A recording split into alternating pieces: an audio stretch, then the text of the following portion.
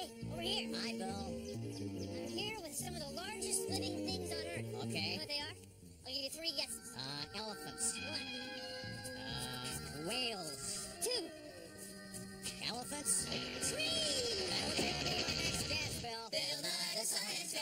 Bill Nye the Science Guy. Bill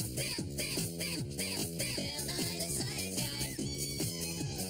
Science rules. Bill Nye the Science Guy. Inertia is a property of matter. Bill Nye the Science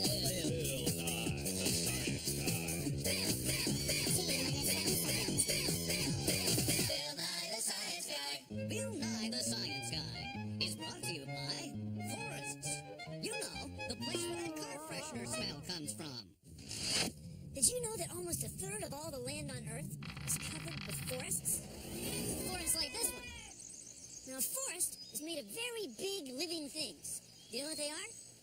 They're trees, for crying out loud. It's a forest. But trees aren't the only living things in forests. No, there are millions of living things. Some of them live above the trees, some of them live in the trees, and some of them live on the ground, below the trees. That would be living things like you and me. Now, scientists like to think of a forest as kind of a building. So it has a roof, some rooms, a floor, and a basement. You clipped in there? Why do I have to be clipped in, Bill? Good. Bill? Now, the basement of a forest is called Oh, boy. the subfloor. That's where the roots of trees grow. Then there's the floor. That's the ground. That's where a lot of animals and small plants live. And above that, just like a building has stories, a forest has what we call the understory. Now, the understory is this part right here. Above the understory is the roof of the forest, the top. That's what we call the canopy. That's where the sun is. And that's why most trees have their leaves and needles up near the top, up in the canopy with the sun. Now, each level of the forest, the subfloor, the floor, the understory, and the canopy, has different living things. And they all live together to make the forest ecosystem. So they're living things living in and around living things. Trees! It's a forest! Isn't it great? I've seen this guy. Sometimes he's pretty funny. That's some science right there. Forest, old growth, science, new forestry, wilderness. Trees! 698, 9, 700, 701, 702. This is a very old redwood tree stump. This was cut down a long time ago. And you know when someone has a birthday, you put 1 candle on the cake for every year that the person is old. Well, a tree grows a little bit every year. It makes another very thin layer. And then when the tree's cut down, we can count these rings, just like counting candles on a birthday cake, and get an idea of how old the tree is in years. Now, this tree is very old. It has about 1,200 rings. 1,200 years. 1,200 years. I mean, do you understand? I mean, that's 1,200 years old. And some of them are 2,000 years old. That's way older than the United States. I mean, it's way before Copernicus and Christopher Columbus. 1,200 years old. Are you with me? I mean, it's a long time ago. People were barely speaking English. I mean, nobody would say, boy, those tree rings are cool. But you know, they are cool. Oh, I've lost my place. Oh, fine. I come out here, I count rings, I lose my place. Look at it. All right. It was around 700. It was around 700. Let me try this.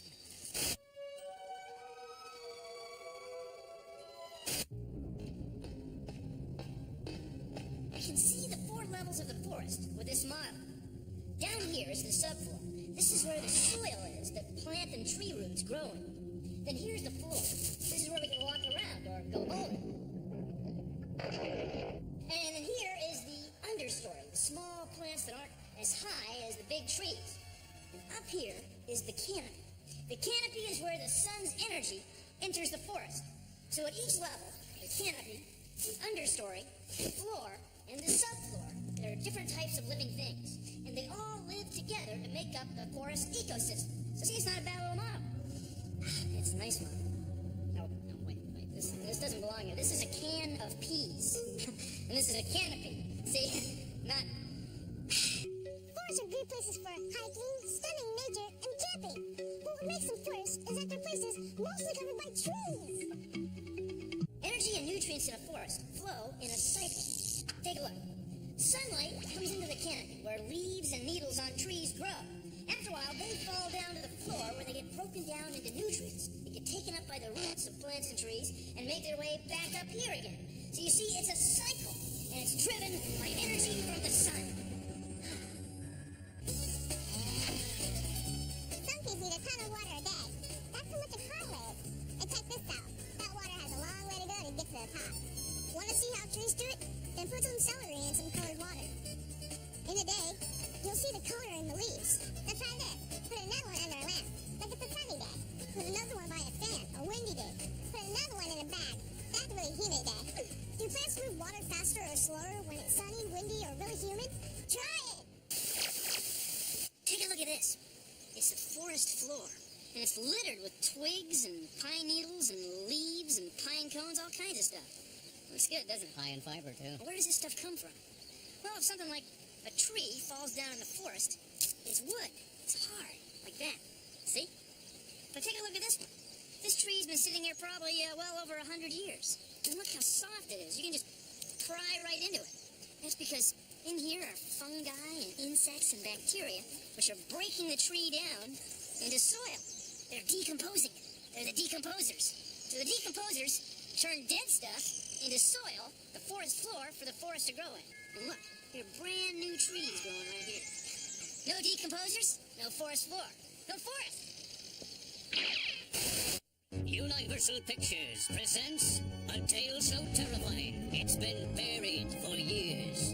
But now it's sneaking up beneath your sneakers. It's the incredible Voyage to the Bottom of the Trees. Thrill to the 3 levels of dirt.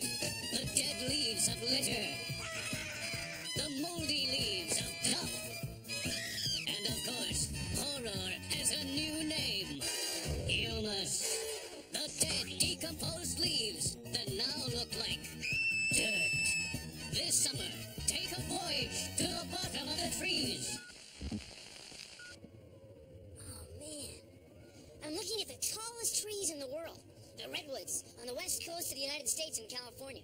Some of these trees are over 100 meters high. That's like a 25-story building high. That's tall.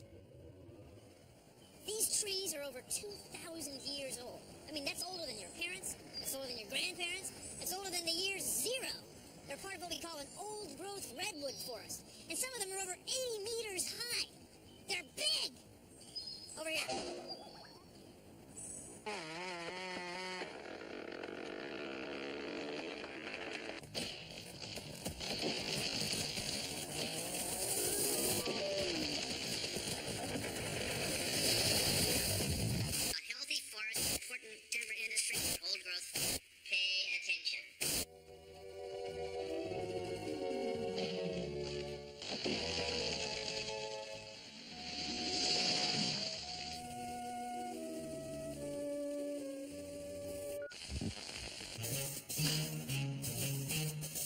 These are logs that have come out of the forest.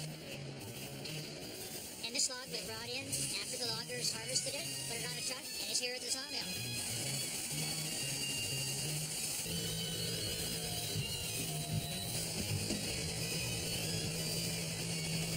The logs will then be looked at very carefully, and lumber will be made. Some of that lumber will go into a home, some may go into a fence, a deck, a picnic table.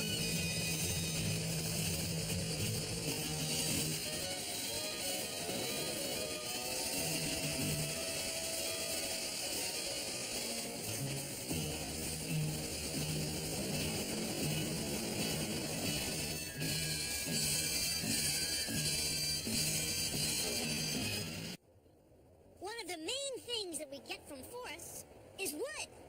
Imagine, if you will, a world without wood. In a world without wood, there'd be no tool handles.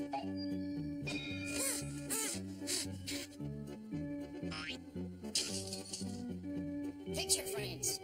Or baseball bats.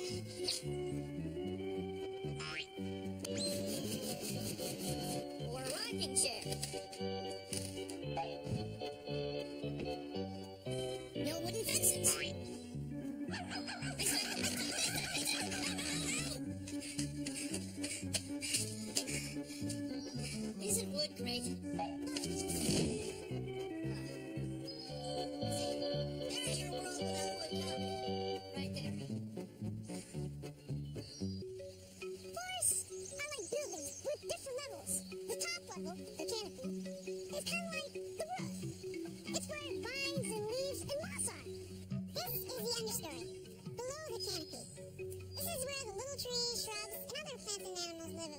If I lived in the forest, this is where I'd live too.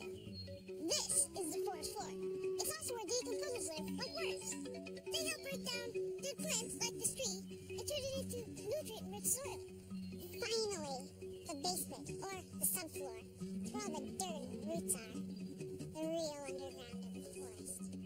Scientists believe that this redwood tree is over 600 years old. You know what else? Scientists believe this is the tallest tree on Earth. It's over 100 meters high. Whoa.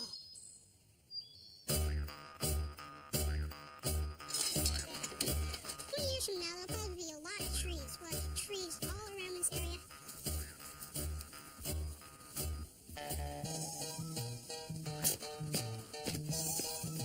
And we'll just have a great place for hikers to come. This looks good now.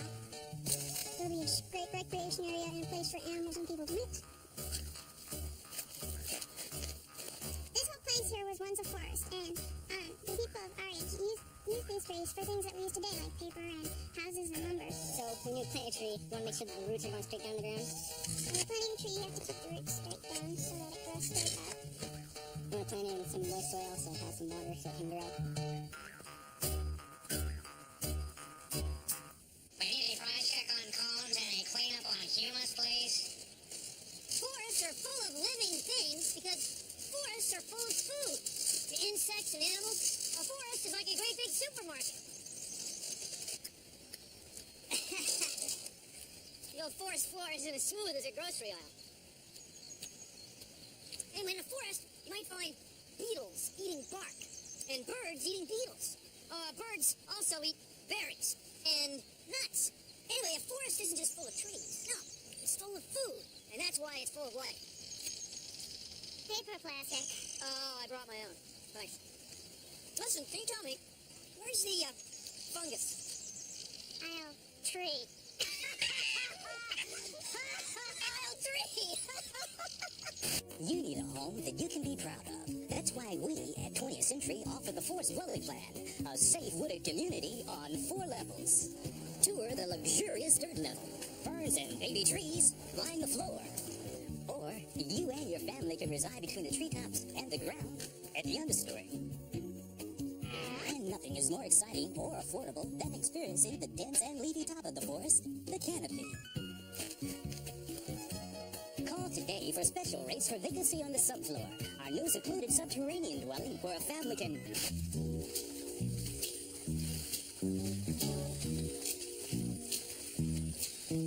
Different kinds of forests are found all over the world. These are old-growth cypress trees. They grow in swamps in Florida. They've been here several hundred years. Now take a look. The floor and the subfloor and the understory are underwater, and the roots of the cypress trees are set up to allow them to grow here. It grows in a wetland. This is a forest growing in water.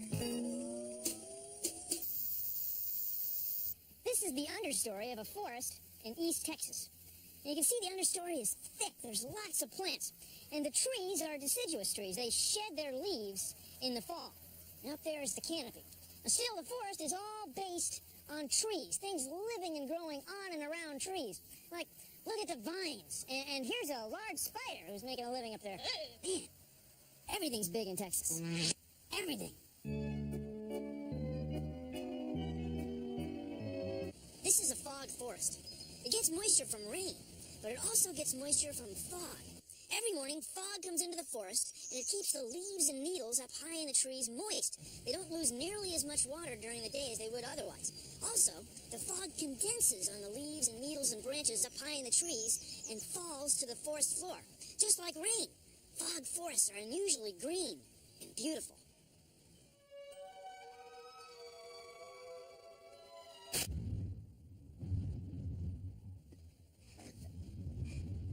Trees? No trees. We're standing on the timberline. The timberline is a place above which trees don't grow. The soil is too rocky. The summers are too short. The winters are too long. And there isn't enough water here. Also, the air is thin. And this tree right here is growing right on the timberline. And it might be about 30 years old. See how small it is? That's because it's hard for a tree to live this high up in the mountains. The forest stops at the timberline.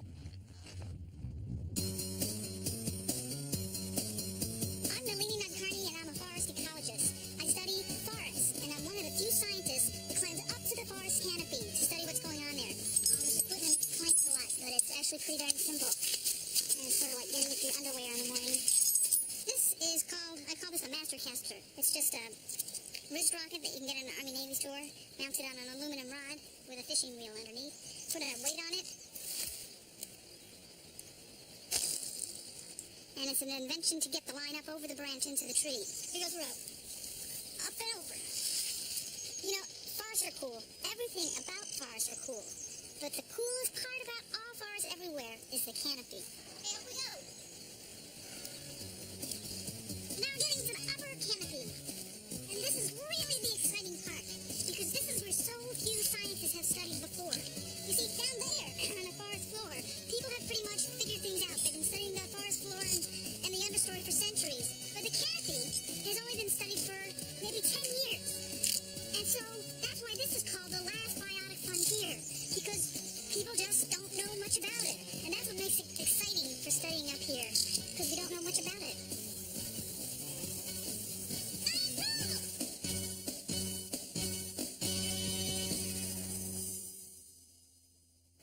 See that? That's the smoke from a forest fire in the western United States.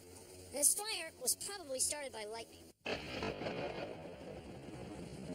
That helicopter right there is dumping water on the fire higher up on the hill.